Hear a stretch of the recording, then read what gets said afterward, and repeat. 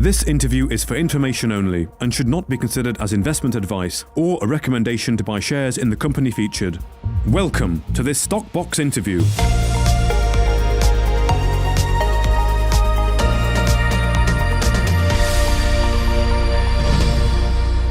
Darren Hazelwood, the CEO of Panther Metals, is joining me today on Stockbox. And you've recently returned, Darren, from site visits, haven't you? So welcome back to Stockbox. How was the trip, first of all? Yeah, thanks for having us on again, Mark. The trip was fantastic. It exceeded all of my own personal expectations and the expectations for the business. We were going over to Canada to solidify some of the relationships we've built via Zoom and WebEx and all the other platforms that we've been using during the COVID period. But you just can't beat getting in front of people, seeing the whites of people's eyes, and getting down and doing the real business. Indeed. Yes, I understand the feeling. It's different seeing people in person than behind a computer screen, as I myself has also managed to get on location to conduct some interviews, and it does make a big difference, and it is nice to see people. Was everything pretty straightforward with the travel and the COVID situation? Yeah, it's the testing procedures. They're pretty rigorous, and but they're not insurmountable by any stage. Canada opened up officially on the 7th. We got a flight on the 11th, so we got out pretty much as quick as we could because we know where we're going as a business and what we want to achieve, and you've got to make sure that you can achieve that. And it was fine. It was, I guess, the worst aspect, if there was one, was the fact that from the moment you enter Heathrow to the moment you come out of Thunder Bay Airport, you have to have a face mask on, and that includes during the transition period inside the airport at Toronto. But that's a small price, and we coped. Okay, good. So you went out to Thunder Bay, which is, of course, the main township, I believe, that's near all the projects. Did you manage to visit all the projects? Yeah, no. So look, we managed to. We were never going to Abonga.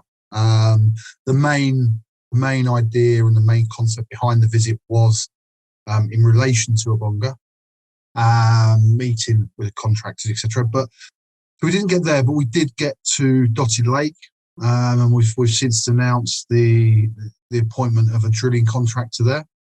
What we saw at Dotted Lake, we confirmed that the trail's finished and it's gone to the exact location that we hoped. And in fact, the trail was brilliant.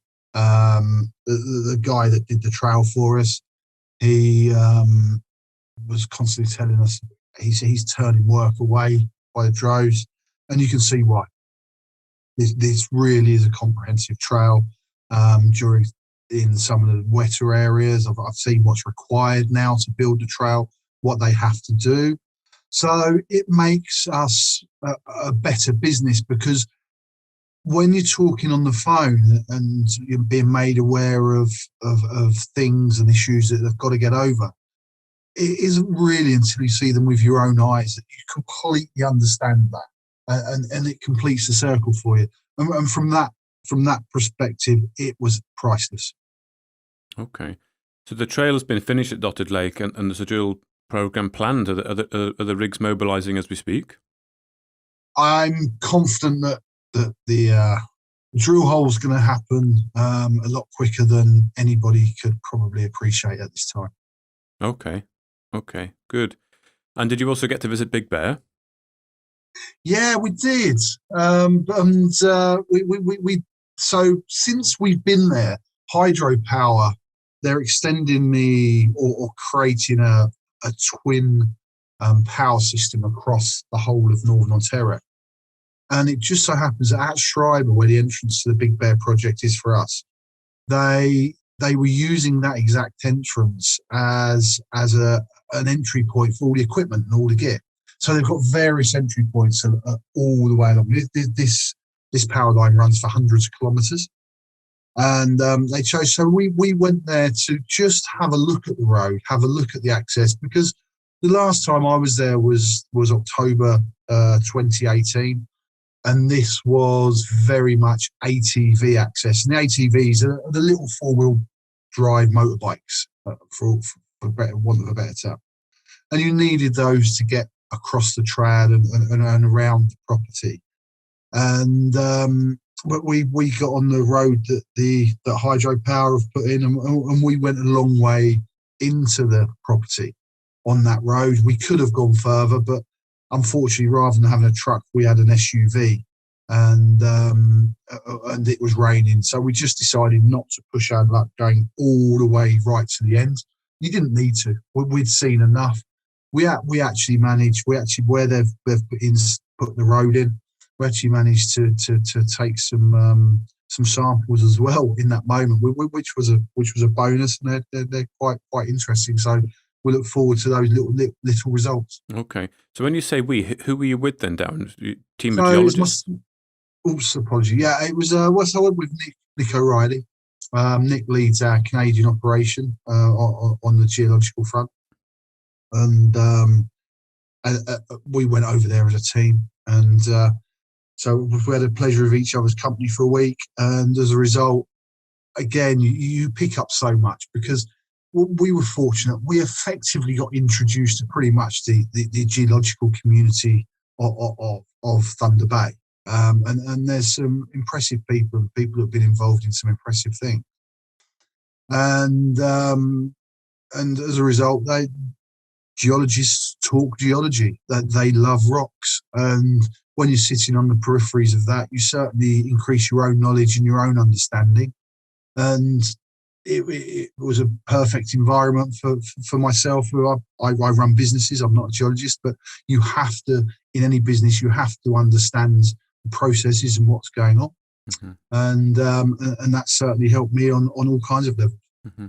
So what was it like then to see the projects on the ground again after 3 years, really, since 2018 was the last visit? Has a lot changed, and how did you feel being back on the ground?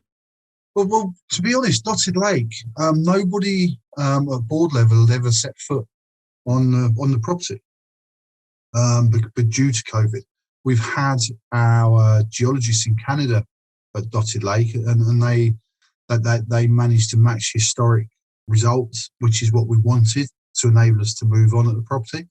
So this was the first time that either of us had ever seen the property. And the guy that built the trail, he took us to the head of the trail where the drill rig is going to drill, and quite amusing. You won't use the exact language that he did, but he did comment that he's been doing this for 40 years and has never seen a CEO on a property at this stage, and I'd take that as a total compliment, because from my perspective, later on in the week, we were meeting with some of the geos that had done the soil program at Dotted, and they'd requested at one stage some helicopter access in, and I'd actually denied that access, and this is before the trail was in situ, because I felt that the access was good enough for them to walk in, which they could walk in, and they did.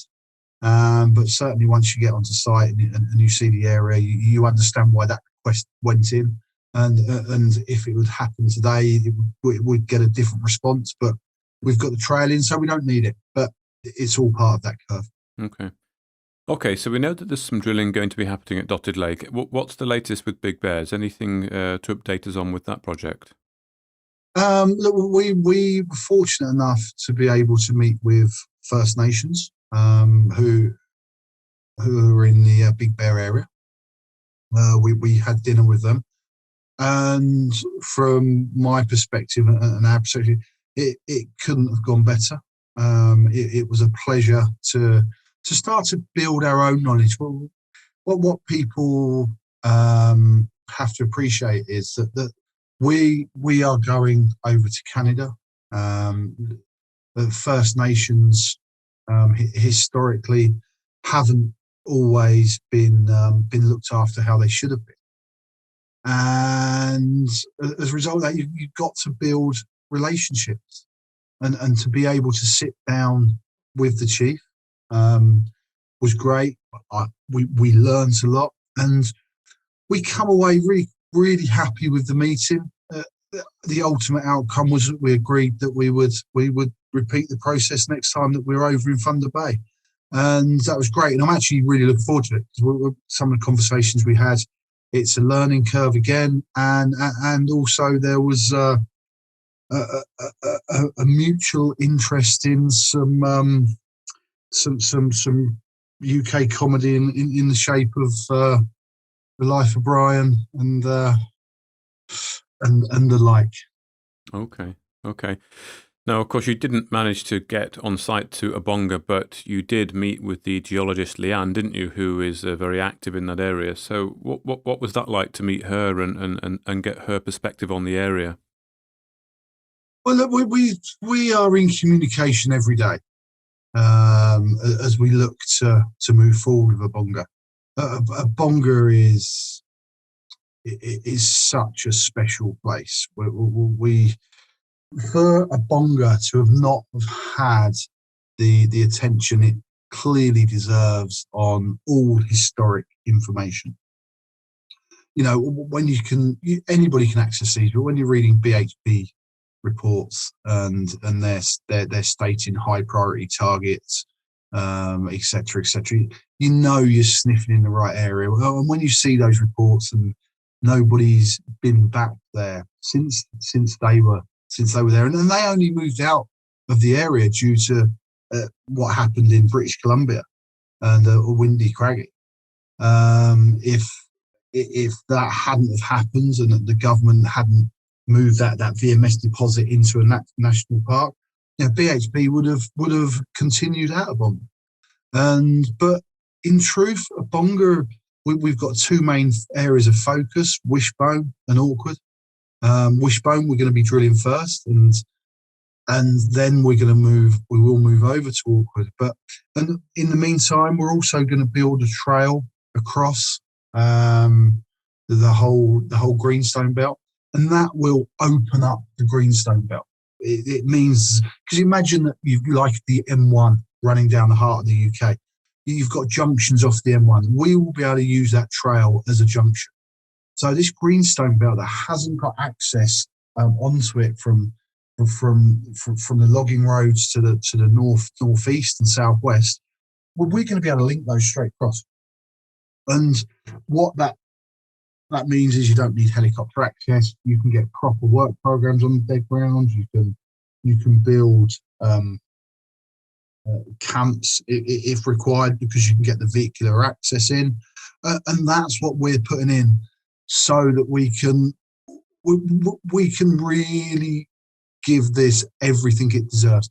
Don't forget, you've got to the west, you've got the Sturgeon Lake Greenstone Belt, and there's a lot of talk of them being sisters. And Sturgeon Lake had 4 producing mines on it in the 70s, 80s, and 90s. All of them produced to a commercial level. They were only closed down once the ore bodies had run out. And then you go across to Abonga that didn't have the access, so didn't have people looking at it in the same way, and it hasn't.